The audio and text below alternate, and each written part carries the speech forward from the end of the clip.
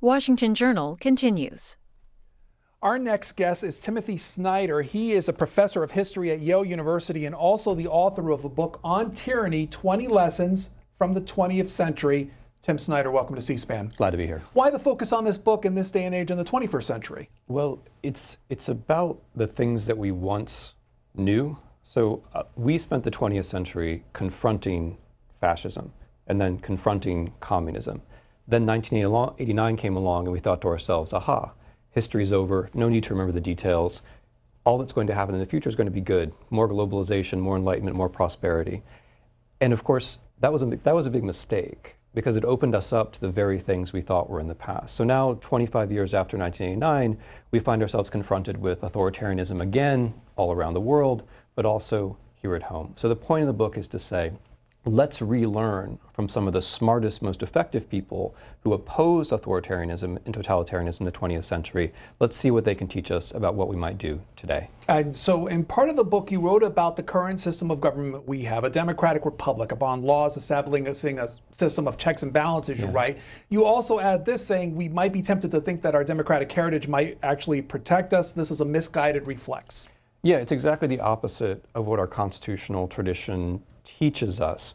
The founders set up the Constitution the way they did, with the rule of law and with checks and balances, not because we're perfect, but because we're imperfect. They thought the major danger to the future of their democratic republic would not come from outside the country, but it would come from human nature. And here they're absolutely right. So the moment we say it can't happen here, or that we're an exceptional nation, or that we have democracy in our DNA, we're making the very mistake the founders warned us against. It's the institutions that we have to care about, try to enliven and defend. And so you gave short lessons on that.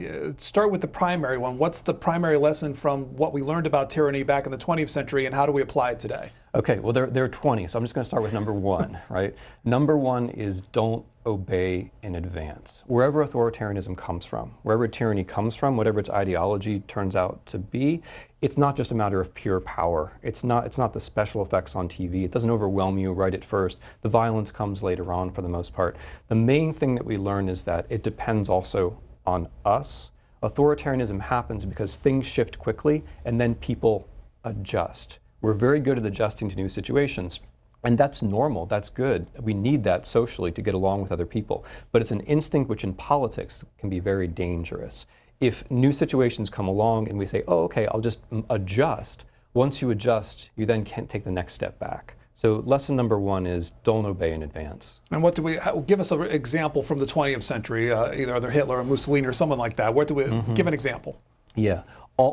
Basically the entire 20th century teaches this lesson. So if it's 1933, we're looking at the regime change in Germany from a republic to Nazi authoritarianism.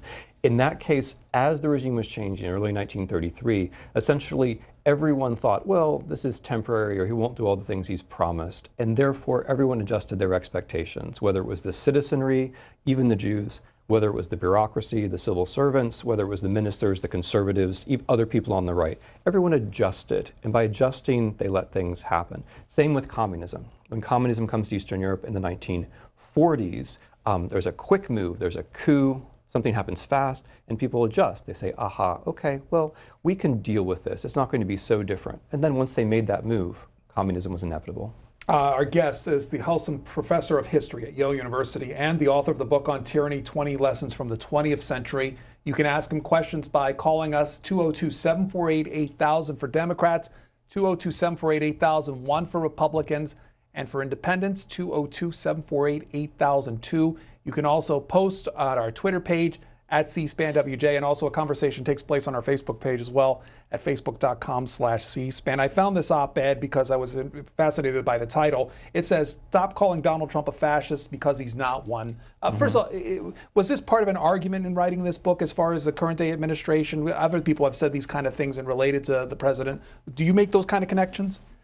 Well, okay, first of all, it's absolutely important that we make connections to history in general. Americans have a kind of unfortunate tendency of saying that like history is like, it's like an MP3, you know, like if it's not exactly the same each time you hit the button, then you don't care, right? History is not like that. History has resemblances, it has patterns, it has structures. You learn for it not because it repeats perfectly, but you learn from it because it helps you to recognize things that might be dangerous. So in the whole discussion about is he a fascist, is he not a fascist, I think there are certain fascist tendencies. We can talk about that. But more importantly is for us to have the 1930s and 40s before our eyes, so we realize that there is a range of possibility, right? That liberal democracy is not inevitable, that most of the time, in fact, democracies fall apart. So we can talk about that specific question, but the more important thing is that Americans get over this idea that we're somehow outside of the mainstreams of history. We're not. Everything that has happened is a guide to things that might happen to us as well. And so as far as similarities, you had mentioned them, what would you see? Or what case would you make? Yeah, well, there are a couple of kinds of cases. The first would be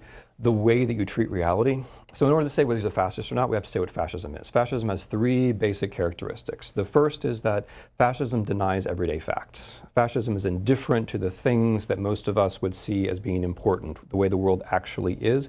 It substitutes for that myths, legends, a sense of unity. Second thing that fascism does is that it says institutions and rules don't matter. The only thing which matters is national unity, which is usually defined in terms of some kind of organism or some kind of spirit, some kind of organic or some kind of spiritual thing. So the third thing fascism then does is it says that, okay, globalization is not some kind of objective challenge. There are no objective challenges. Remember, there are no facts, there are no institutions.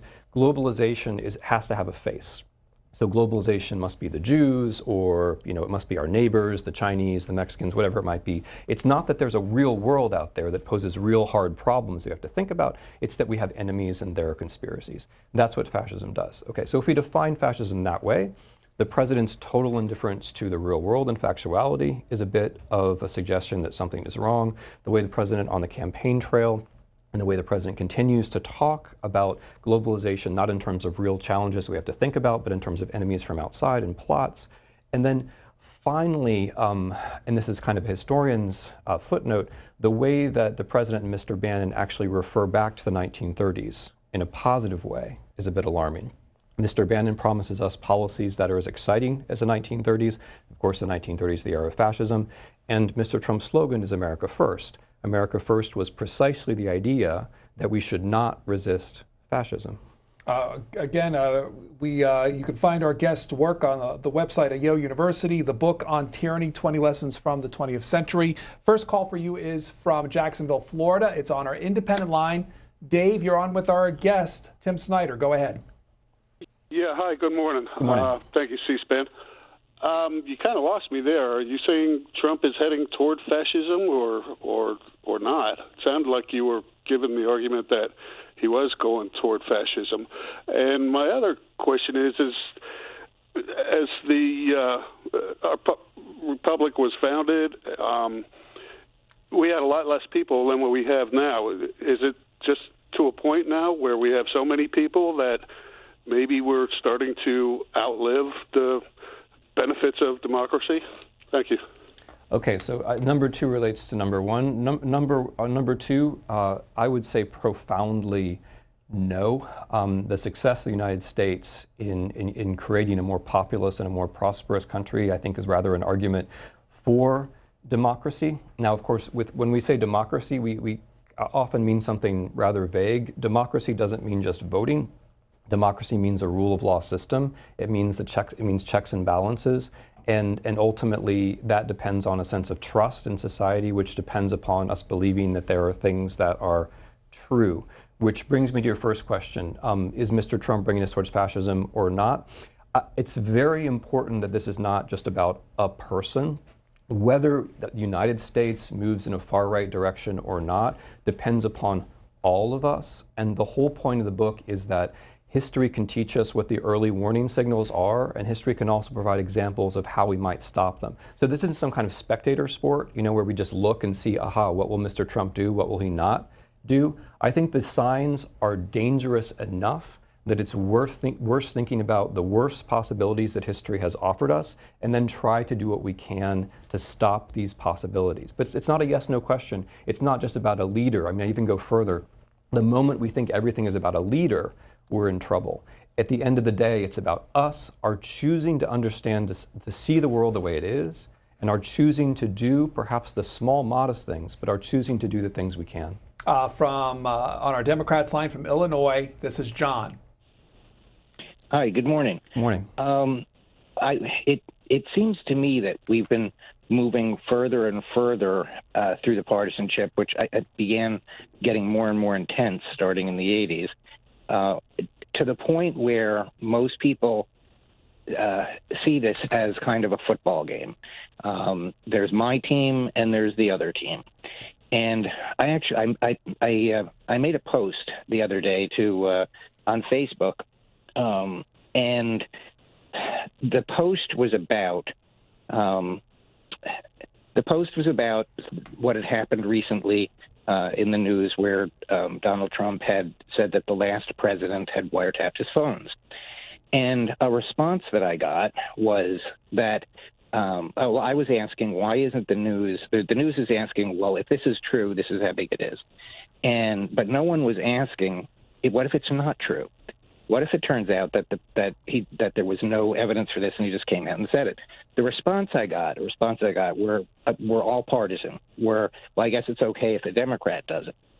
And where I'm headed with this is the most angry response I got was, well, it's nothing as bad as the vicious lie that the Democrats are telling about Bush when they said Bush lied, kids died, that Obama said. And I asked for a quote, and of course there was no quote that Obama ever said anything like that. But guess who did say that? I put up a video that showed Trump saying Bush lied. There's actually videos all the way up through the campaign of him saying Bush lied, and I swear. But caller, thank you for the call. So I just want our guest to respond to what you put out there. Mm-hmm. Well, John, I think you're making a very fundamental point. The system can't survive if the basic loyalties are to personalities and the basic loyalties are to various kinds of claims that turn out to be fictitious, rather than to the system itself. The American system has a way of bringing partisanship, a way of channeling partisanship, that is through elections, that is through parties, and that is through a certain modicum of respect for one side for the other. This is now in danger for a couple of reasons. The first, I think, has to do with the internet, which makes us much more partisan than we were before, unfortunately. One of the things I understood during the 2016 campaign is that people, because we were reading different feeds, were taking on incompatible views. And I think this is something that we as a nation have to realize. And whatever our views are and wherever we're starting from, we need to be speaking to each other in real life more and not just over the internet.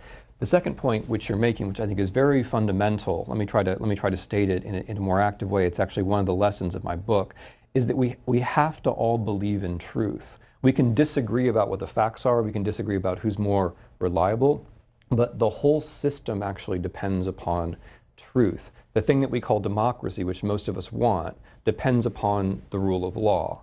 We can't have the rule of law unless we have some baseline of trust for one another.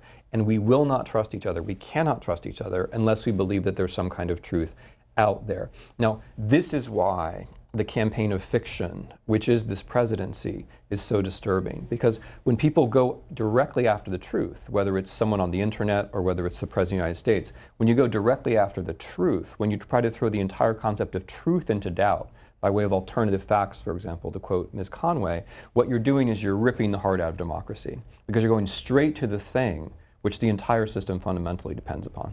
From New Jersey, Republican line, Edward, hello. Good morning. Good morning. I just have a quick question, or actually a statement. Could you give me a correlation between tyranny here in America up under the current administration and tyranny back in the 20th century with Hitler and Mussolini or Stalin or whatever? And also, does the rule of law as far as voting, as far as the voters, who the voters put into office based on their view of America, how does that come into play? Mm-hmm.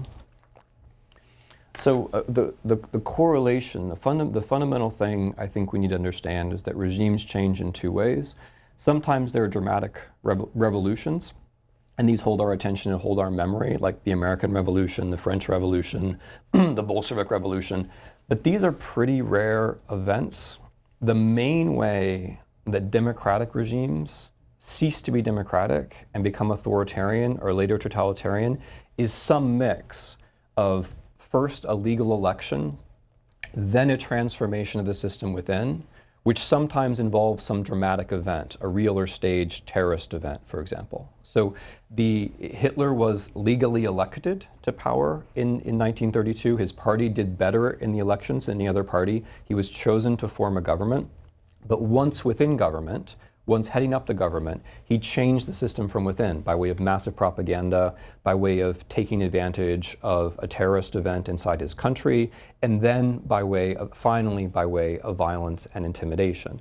Likewise, in Czechoslovakia in 1946, the communists actually won the election, and then in 1948 moved forward with a coup d'etat and took complete control. So my point is that in terms of institutions, we have to recognize that just because institutions produce legitimately a government doesn't mean that the system is going to survive. I think this is a mistake that Americans often make. In fact, most times that you have regime change, it's by someone who is legally brought to power, which means that even when someone is legally brought to power, we have to be in a position to defend ourselves, which, by the way, is exactly what the founders said. Madison, for example, stressed that our institutions will not always bring people who support them into power, and that's why the Constitution is set up the way it is.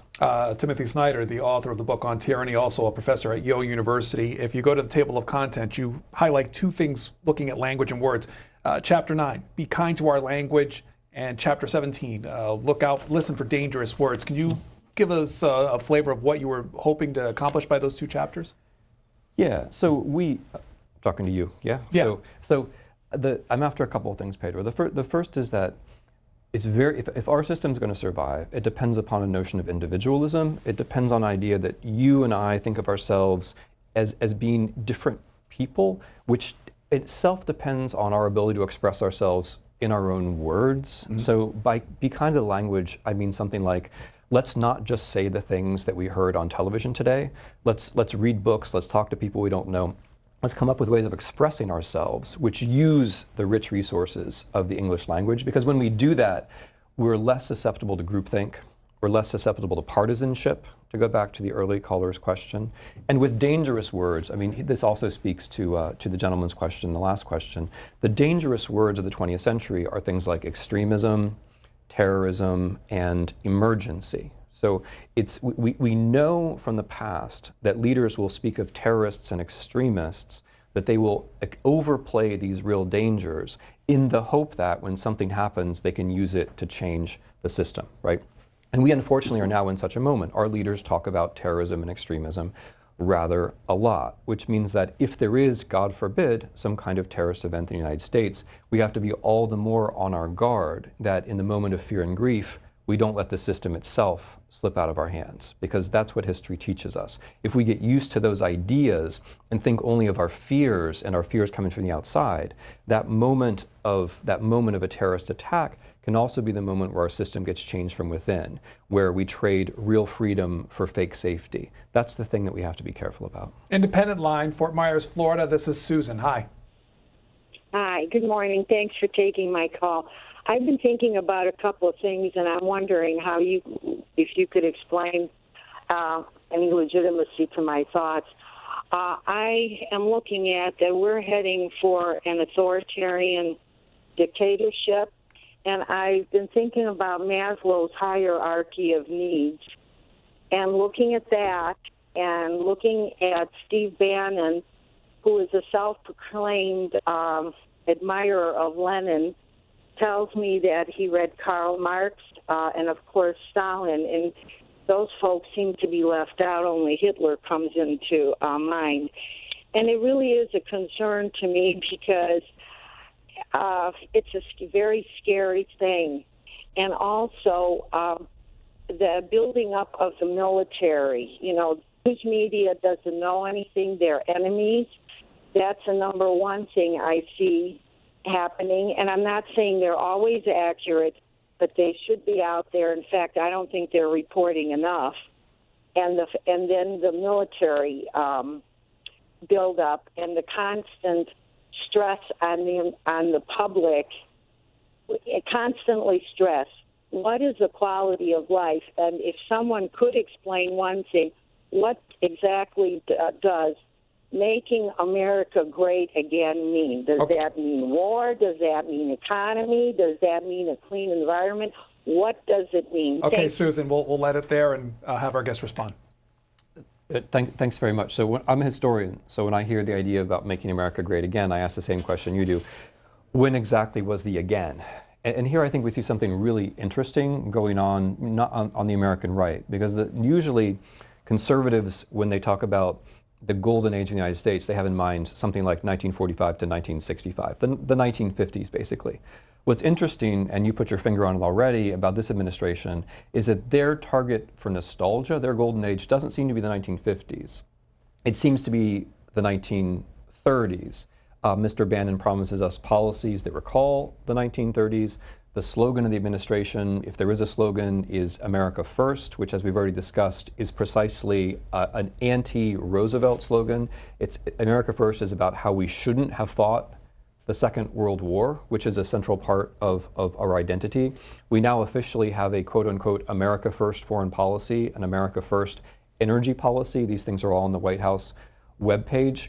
And then, of course, there's a mixture, as you suggest, because it's not all slogans from the far right. There are also some slogans from the far left. When Mr. Trump refers to journalists as enemies of the people, he is quoting none other than Joseph Stalin. And yes, of course, Mr. Bannon's idea that we should deconstruct the administrative state does recall Leninism. So we're in a dangerous, confusing place. My best take is that the general idea is to create enough turmoil among the existing institutions and within our civil society that, as you say, something new and something different from the American system can emerge. Kathleen is next from Ohio, Democrats line. Hi, Professor Snyder. You know, I mean, clearly the Russian tapping into the DNC and all those things need to be clearly investigated. And Trump's claims, you know, what the recent claims need to be verified or you know, broken down, disproved. So, but while you're talking about, you know, tyranny and fascism, and I'm thinking, you know, when you say facts do not matter, the attack on institutions, but I can't help but go back to the Bush and Cheney administrations, you know, creation of facts, the distribution of facts through complicit media, and then the institutions that actually went along with the Bush administration's agenda to create facts around what they wanted to do with Iraq. So you know, the comparison between tyranny, using a terrorist act. So how would you, I mean, they use the Pentagon, the Office of Special Plans, the CIA, the State Department with Colin Powell in front of the UN.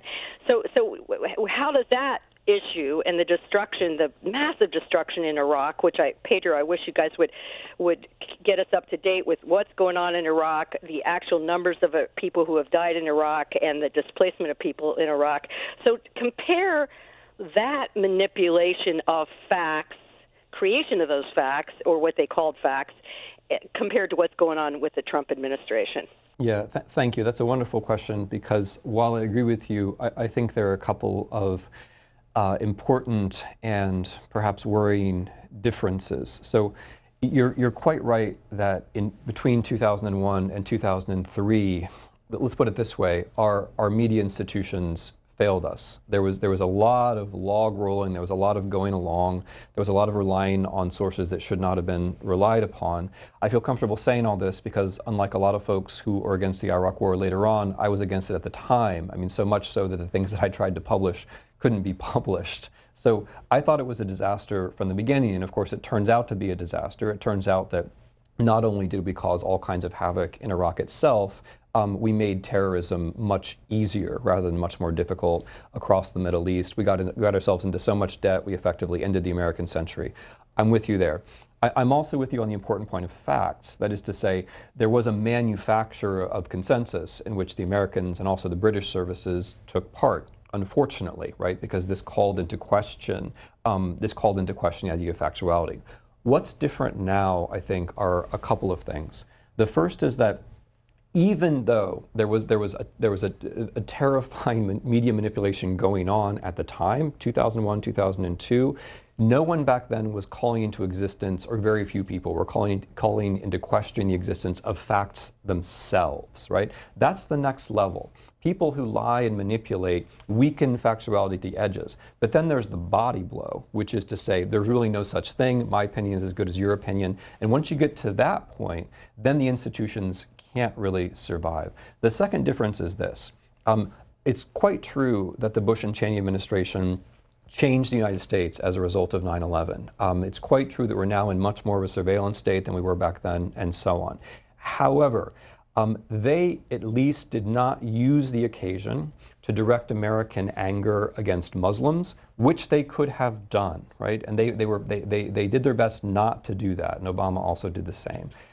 I am concerned that if there were a similar situation in the future, this administration would react in a different way. That is actually channeling it, as unfortunately Mr. Trump has done in the past, channeling the attack towards specific groups of human beings and using it as a pretext to change the domestic system fundamentally, right? We were talking about how regimes change earlier. One way is that the classic way that a regime changes is that a democratically elected system, for example, the government of Adolf Hitler, uses a terrorist event, the Reichstag fire of 27 February 1933, as a reason to suspend individual rights, to get rid of checks and balances, to get rid of due process, and declare a state of emergency. That's how it's happened in the past, right? And I'm concerned that this administration would react, unfortunately, more along those lines than the Bush administration did. On our Republican line, Dennis from West Palm Beach, Florida.